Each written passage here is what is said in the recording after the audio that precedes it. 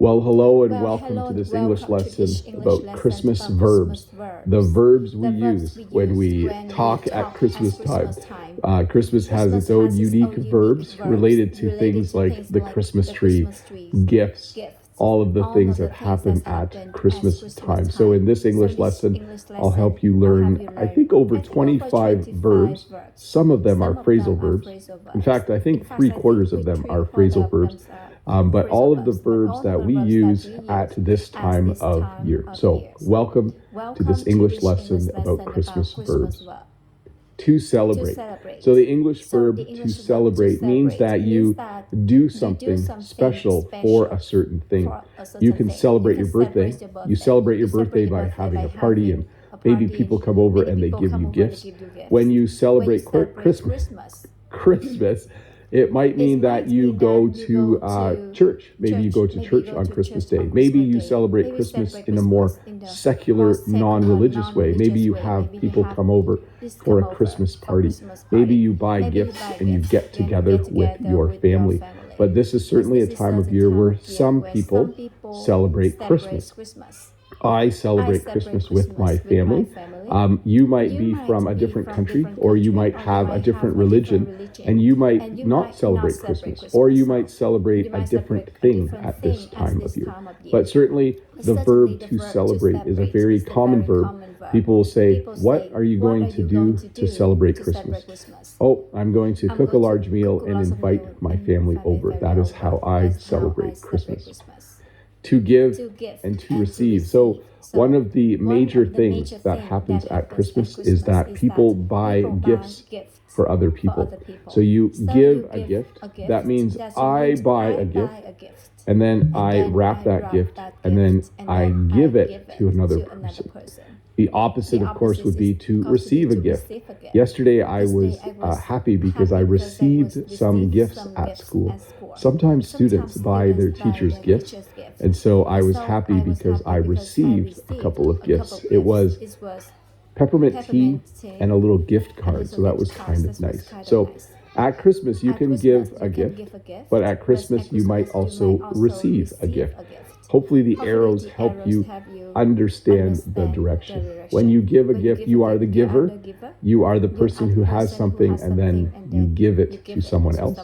If you are the receiver, it means someone has given you a gift and you get to keep it. Quite fun. Gift giving is probably a really cool part of when you celebrate Christmas. To count down. So when you count down, it means you think about how many minutes or how many hours or how many days remain before a certain event. If you're going on a trip, you might count down the days. So you might say to someone, in 10 more days, I'm going on a trip. In 5 more days, I'm going on a trip. People often count down the number of days until Christmas. It says here that in 4 days, it will be Christmas. So tomorrow I would say, oh, it's 3 days till Christmas. It's 2 days till Christmas. You might count down the days. We also do this on New Year's Eve, by the way. We count down how many seconds before we yell Happy New Year. So we're like 10, 9, 8. We count down the number of seconds. To look forward to. This is a bit of a tricky verb to explain. In English, when you look forward to something, it means something is going to happen in the future, and you are very, very happy about that. I look forward to Christmas Day. I look forward to having Christmas dinner with my family, with my brothers and sisters. I look forward to getting gifts. None of those things have happened yet. They are going to happen, but I'm already happy about it now.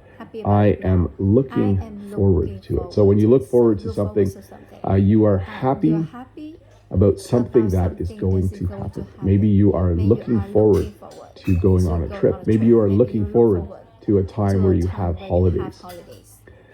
Okay, let's talk about the tree. You might have to go out into the woods or just go to a Christmas tree farm and cut down a tree. You'll take an axe or a saw. This person is using a saw, and you will find a tree that looks really nice, and you will cut down the tree. You will use the saw or the axe to cut down the tree. So the tree was standing. but after you cut it down, the tree is no longer standing. Many people will go and cut down a Christmas tree at this time of year to put it in their house, and then they will, well, I'll get to the other verbs in a moment, but they will cut down a tree to make it seem more festive in their house. We use the word festive a lot at this time of year. But if you're like me, you might just get out the Christmas tree. We used to go and cut down a Christmas tree many years ago, but a few years ago we bought a fake tree. So now we get out the Christmas tree. Our Christmas tree is in a box in the basement, the room below the house. So around the end of November or the beginning of December, we get out the Christmas tree. We go and find the box, and we bring the box up to our back room, and then we get it out of the box. You can actually use the verb twice. You get the tree out of the basement, and then you get the tree out of the box. So once again, the English verb to get, especially the phrasal verb versions, have many, many uses. But we get out our Christmas tree, and then you either put up or set up your Christmas tree. And this works for a real Christmas tree. This works for a fake Christmas tree. A few weeks ago, we put up our Christmas tree. A few weeks ago, we set up our Christmas tree. So the act of putting the tree in the tree stand, so it is vertical, we would use the verb to put up or to set up. We set up one Christmas tree. Some people put up Christmas trees in every room of their house. We don't do that. We simply put up one Christmas tree. We set up our Christmas tree in the back room, and that's where it stays. One of you asked if I would take a picture sitting by the tree again this year. I'll see if I remember to do that on Christmas Eve, and I'll post it on the community page. Then, of course, you decorate. When you decorate the tree, some people say trim the tree. I generally use the verb to decorate. When you decorate the tree, you go and you have all ornaments to hang on the tree. Sometimes you put ribbon or tinsel on the tree. Maybe there's a little star or angel on the top of the tree. Those are all very common things to do. And then, of course, we usually put lights on the tree. We call them Christmas lights.